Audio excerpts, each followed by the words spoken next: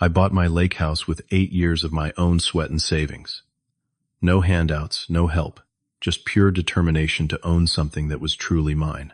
The place sat right on Lake Michigan, 3 bedrooms, with a view that made every weekend feel like a vacation. When my parents called asking to stay for a few weeks while their house got fumigated, I said yes, without hesitation. I thought I was being a good son. I did not think my kindness would turn into a 3-month nightmare that would tear my family apart forever. Before I tell you how my own parents tried to steal my property right under my nose, I would love to know where you are watching from. Drop your location in the comments. Hit that like button and subscribe if you have ever dealt with family members who did not respect boundaries. Trust me, what comes next will show you exactly why setting limits matters even with the people who raised you. My name is Bartholomew, and at 30 years old, I had finally made it. Working as a software engineer at a tech company in Chicago, I spent 8 years climbing the ladder, saving every dollar I could squeeze from my paychecks. My parents always believed in self-reliance. They raised me with the philosophy that children should make their own way in the world, and honestly, I respected that. They never offered financial help, and I never asked for it. So when I finally saved enough to buy a lake house 2 hours outside Chicago, the pride I felt was indescribable. $280,000 for a 3-bedroom property with a dock and a direct view of the water. My plan was simple. Use it as a weekend retreat. Maybe retire there early someday when I had enough saved up. The place needed some minor updates, but it was structurally sound and absolutely perfect for what I wanted. 2 weeks after I closed on the property, my father called. His voice carried that tone he used when he needed something but did not want to admit it. Their house had a serious termite problem, he explained. The whole place needed fumigation, a process that would take 3 weeks. Could they possibly stay at my lake house during that time? I agreed immediately. Part of me actually felt good about it. This was my chance to show them I had succeeded, that their approach to parenting had worked. I could finally give back to them in some small way. Plus 3 weeks seemed reasonable. I told them I would still come up on weekends, and they promised to keep everything exactly as I had left it. That first weekend when I drove up to check on them, everything seemed wonderful. My mother had cooked this incredible dinner pot roast with all the sides I loved as a kid. My father seemed relaxed, more at ease than I had seen him in years. The house was spotless, even cleaner than when I left it. They walked me around, complimenting every choice I had made, from the paint colors to the furniture placement. My mother stood on the deck looking out at the water and said something that should have been my first warning. "This place is just perfect for retirement," she said, with this dreamy look in her eyes. At the time, I just smiled and nodded. I thought she meant it was a good investment, that maybe someday when they were much older, they could visit regularly. I drove back to Chicago that Sunday evening, feeling warm and content. The second week, things started to feel slightly off.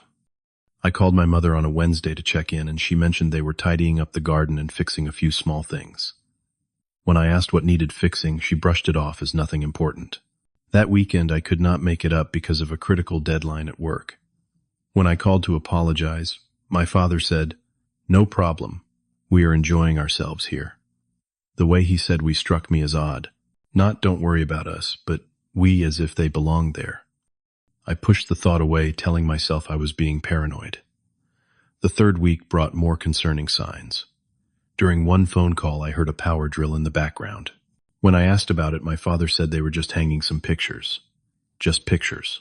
That should not require a drill that loud. But again, I told myself to relax. They were my parents.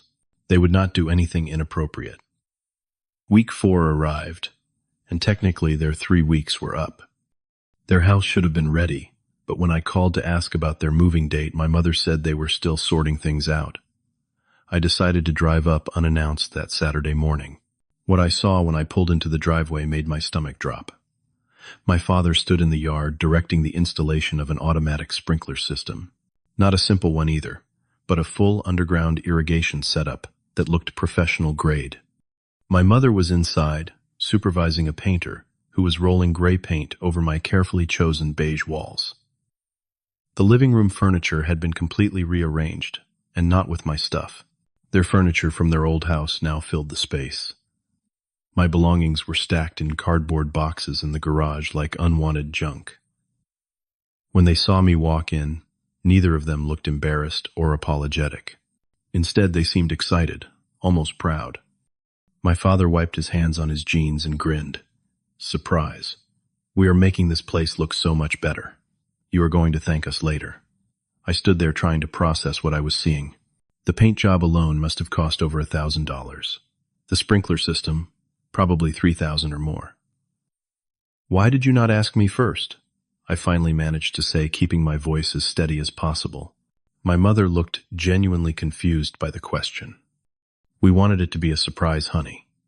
The house needed these improvements anyway. But this is my house, I said. I did not want these changes. My father's expression shifted, then becoming defensive. Children should be grateful when parents help them. We are improving your investment. I asked them to stop all work immediately. I asked why they had not moved back to their own house yet. My mother's answer chilled me. That old place is too much maintenance, sweetie. It is much more comfortable here, my father added. Besides, this house is huge. You are not here most of the time anyway. It makes sense for us to stay.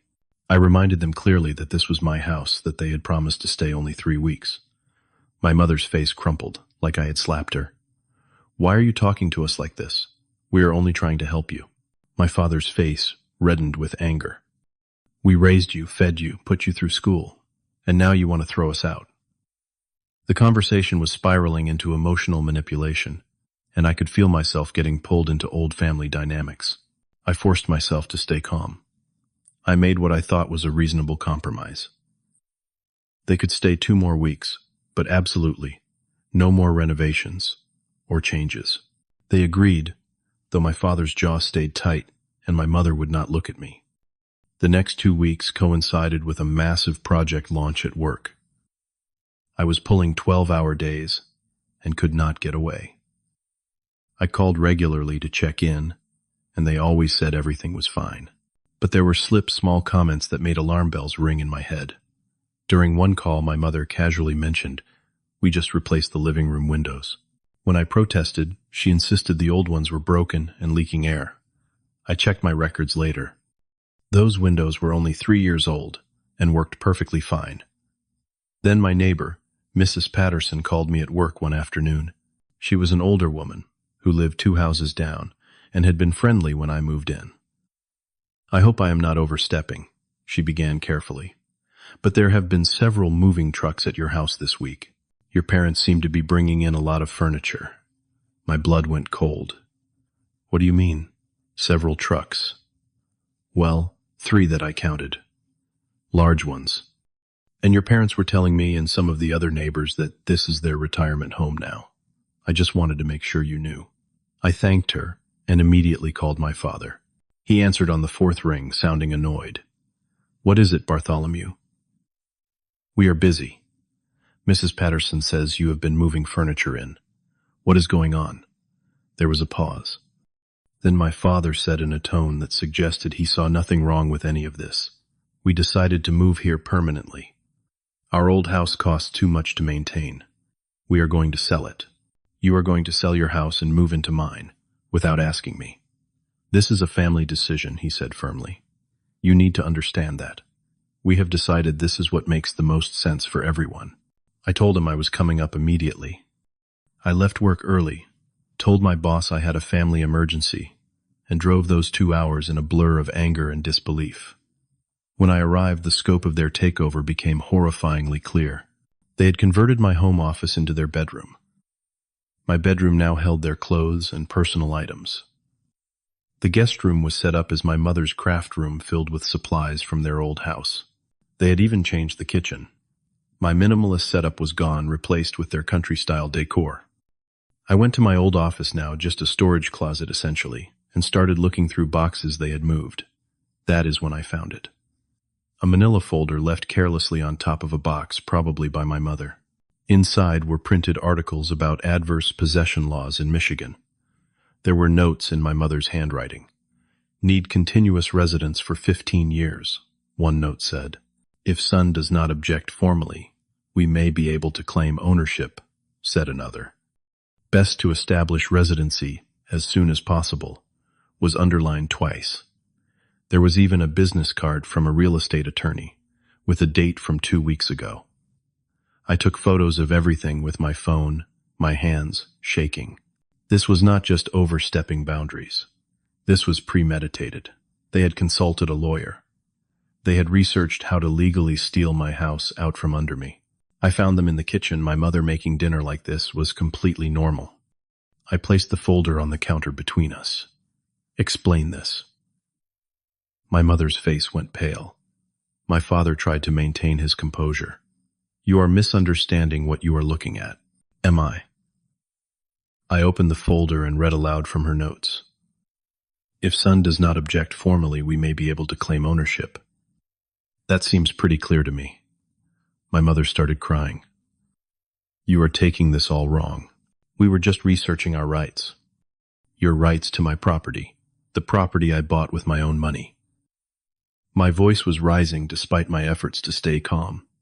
My father switched tactics, moving from defense to offense. Do you have any idea how much we sacrificed to raise you? The opportunities we gave up, the money we spent on your education, and your activities. I never asked you to have children, I said. And being a parent does not give you the right to steal from your kid. My mother sobbed harder. How can you say such horrible things to us? I am not saying horrible things. I am stating facts. You came here under false pretenses. You have been secretly moving in and researching how to legally take my house. That is not parental love. That is theft. I gave them a firm deadline, 2 weeks to move out completely. My father's face went from red to nearly purple. We are not going anywhere. This is our home now, too. No, I said. This is my home. You are guests who have worn out their welcome. He leaned forward across the counter. You want to throw your own parents out. Then you are going to have to take us to court. Good luck with that. Good luck explaining to everyone in the family why you are such an ungrateful son. Over the next 2 weeks, not only did they not prepare to leave, they doubled down. They registered the lake house as their official mailing address. They had all their mail forwarded there. They told more neighbors they were the homeowners. When I came up the following weekend, my father handed me a piece of paper. This is a rental agreement, he said. We are now your tenants. You cannot just kick us out without going through proper eviction procedures. I stared at the document. It was unsigned by me, of course, but it had their signatures and was dated 3 weeks prior. I never signed this. Verbal agreements can be binding, he said with a smug look. We have been paying you $500 a month to stay here. Check your bank account. I did. Sure enough, there were 3 deposits of $500 each with the memo rent. They had created a paper trail to make it look like a legitimate tenancy. The deposits had come from their account, and I had never noticed them among my other transactions. My mother, seeing my distress, tried the sympathy approach again. Honey, please. Your father is just trying to protect us. I have been having such terrible blood pressure problems. The stress of moving again, of being forced out by our own son, it could make me seriously ill. But I was done. Done with the manipulation. Done with the guilt trips. Done with watching them try to take something that was not theirs. I contacted a real estate attorney the next day. His name was Mr. Harrison, and he had good reviews for handling difficult family property disputes. In his office, a place that smelled like old books and leather, I laid out everything. The timeline, the adverse possession research, the unauthorized renovations, the fake rental agreement, all of it. Mr. as rental. Harrison listened carefully, took notes, and finally sat back in his chair. This is messy, he said bluntly. Not legally messy, you have a strong case. But emotionally messy. These are your parents. I know who they are, I said. Can you help me or not? He nodded slowly. Yes. This is an unlawful holdover situation. Since there was no legitimate rental agreement, you have the right to file for eviction. I will need to send them a formal 30-day notice to quit. If they do not comply, we go to court and get a judge's order. He warned me about what was coming. The family fallout would be severe. People who did not know the full story would judge me harshly. The process would cost me several $1,000s in legal fees, maybe more if they fought it. Was I absolutely certain this was what I wanted? I thought about finding that folder about the calculated way they had researched how to steal my property. I thought about the lies they had told the neighbors. I thought about how they were teaching me that family could be used as an excuse for anything, even theft. I am certain, I said. The 30-day notice to quit was sent via registered mail, email, and delivered in person. I made sure every method was documented. My father's response came within hours. He called me at work, screaming so loud I had to hold the phone away from my ear. "You are dead to me," he shouted. "You hear me? We raised you, and this is how you repay us. You are a disgrace." My mother called next, crying so hard I could barely understand her. "Please, baby, please do not do this. I am begging you.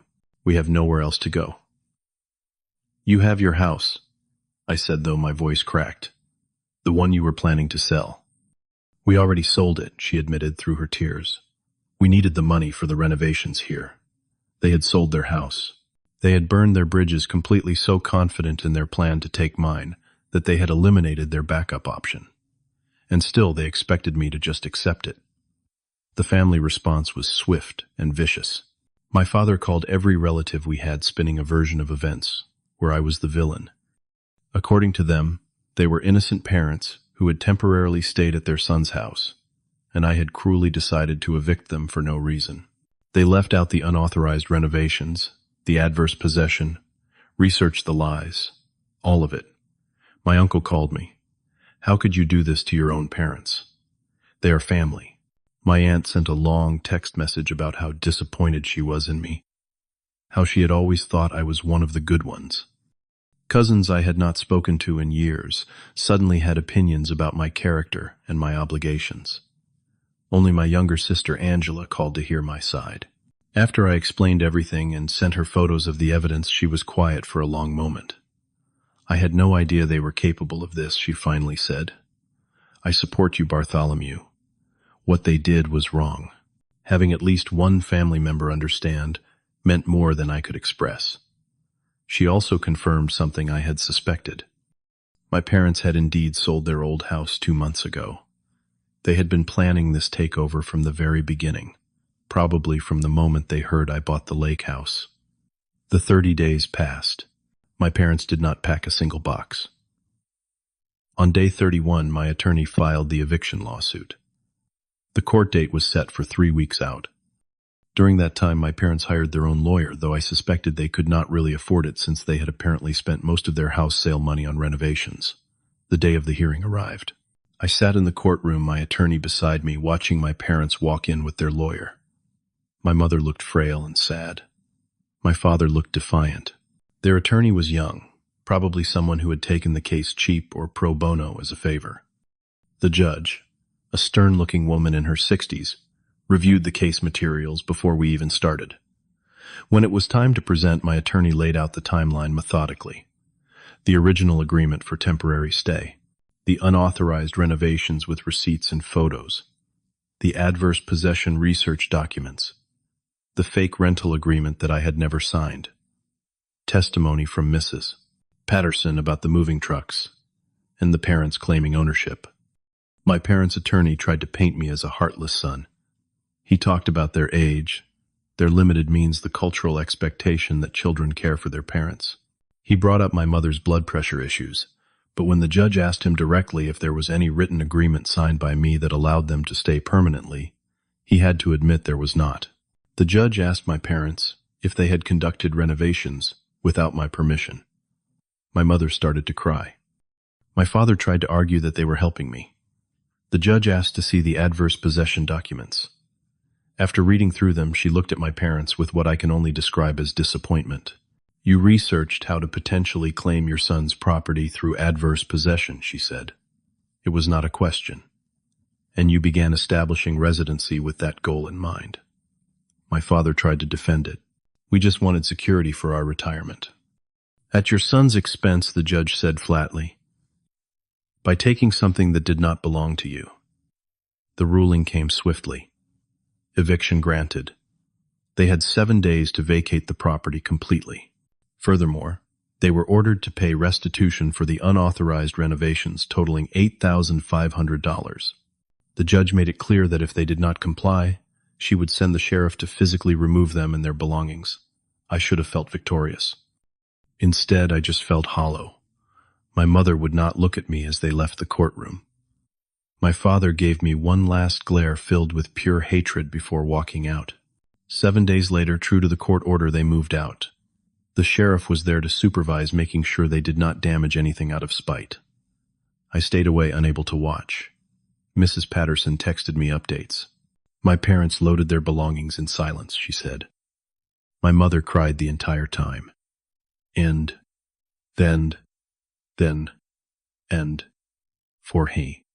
for quote. My father's face was like stone. When I finally went back to the house after they had gone, the place felt empty in a way that had nothing to do with furniture. They had taken everything they brought but left the renovations, the gray paint, the expensive sprinkler system, the new windows, everything they had forced upon my home without asking. I spent the next month and an additional $12,000 undoing their changes. Paint the walls back to beige. Remove the irrigation system that I never wanted, and that did not even fit the landscaping style I preferred. Some things, like the windows, I kept, because replacing them again seemed wasteful, but I resented looking at them. The family fallout was exactly as bad as Mr. Harrison had warned. Half of my relatives stopped speaking to me entirely. Thanksgiving came and went with no invitation to any family gathering. Christmas was the same. I spent both holidays alone for the first time in my life. Angela remained my only ally within the family. She had tried talking to our parents, she told me, tried to make them see how their actions had been wrong. They refused to hear it. In their minds, they were the victims, and I was an ungrateful monster. My parents moved in with my uncle in Indiana. According to Angela, they told everyone there the same twisted version of events, painting themselves as martyrs and me as a cruel son who threw his elderly parents into the street. The first few months after everything settled were dark. I would drive up to the lake house and sit on the deck, staring at the water, questioning every decision. Had I been too harsh? Should I have tried harder to compromise? Could I have handled things differently? But then I would remember finding those adverse possession documents. I would remember my father's smug face when he handed me that fake rental agreement. I would remember how they sold their own house because they were so confident they could take mine. And I would realize that no, there had been no other way. Setting boundaries is not cruelty. Protecting what you have worked for is not selfishness. And refusing to be manipulated even by family is not betrayal. These were hard lessons. Lessons I wished I had not needed to learn from my own parents. Slowly, painfully, I began to heal. The lake house started to feel like mine again. I repainted, reorganized, and reclaimed every space. I invited Angela up for a weekend, and we sat on that same deck drinking wine and watching the sunset. She told me I had done the right thing, that she was proud of me for standing up for myself. Hearing that from someone who knew the whole truth helped more than I can say. I threw myself into work, earned a promotion, and started using the lake house the way I had always intended, as a retreat, as a place to recharge, as proof that hard work and determination could build something beautiful. Some weekends friends from Chicago would come up. We would grill out, take the boat onto the lake, and enjoy the peace I had fought so hard to protect. I would be lying if I said I did not think about my parents. I wondered if they were okay. I wondered if they ever reflected on what they had done, if they ever felt remorse. Part of me, a small part, hoped that someday they would reach out with a genuine apology. Not an apology that came with conditions or blame, but a real acknowledgement of how badly they had crossed the line. But whether that day ever comes or not, I know I made the right choice. Boundaries are not walls meant to hurt people. They are guidelines meant to protect relationships and preserve respect. My parents taught me to be self-reliant, to work hard to build my own future. And then when I did exactly that, they tried to take it from me. The irony was not lost on me. I learned that love and family do not mean you have to accept being used or stolen from. I learned that saying no, even to the people who raised you, is sometimes the most important thing you can do. I learned that protecting yourself is not the same as abandoning others, especially when those others are actively trying to harm you. Do I wish things had gone differently? Every single day. Do I regret the choice I made? Not for a second. Because at the end of everything, I still have my home. I still have my integrity. I still have the knowledge that I worked for something and refused to let it be taken unfairly regardless of who was doing the taking. My relationship with my parents may never recover. That pain sits in my chest like a weight I cannot fully shake. But I have learned to live with it because I know the alternative would have been worse. The alternative would have been watching them succeed in taking my property, teaching me that manipulation works, that family can justify anything, that hard work and ownership mean nothing in the face of emotional blackmail. I still hope quietly, and perhaps foolishly, that one day they will understand. That they will see how their actions were not just wrong legally, but wrong morally. That they will recognize the difference between helping their child and taking from their child. But whether that understanding ever comes, I have made peace with my decision. Because sometimes protecting yourself is not betrayal. Sometimes setting boundaries is not cruelty. Sometimes the hardest thing you can do is stand up to the people who raised you and say this far and no further. And sometimes, just sometimes, doing the hard thing is also doing the right thing. The lake house sits peaceful now on the shore of Lake Michigan. The walls are the color I chose. The garden grows the way I planted it. The dock holds my boat. Every piece of it is mine, earned and protected. And when I sit on that deck at sunset, watching the water turn gold and orange, I feel something I did not think I would feel again after everything that happened. I feel at peace. Would you have made the same choice if you were in my position? Have you ever had to set hard boundaries with family members who refused to respect your property or your decisions? Drop your thoughts in the comments below. If this story resonated with you, please hit that like button and share it with someone who might need to hear that it is okay to protect what is yours. And subscribe to the channel for more true stories about standing up for yourself, even when it costs you everything. Thank you for listening to my story, and I hope it reminds you that your boundaries matter, your hard work matters, and you deserve to protect both. Stay strong out there, and remember that choosing yourself is not selfish, it is survival.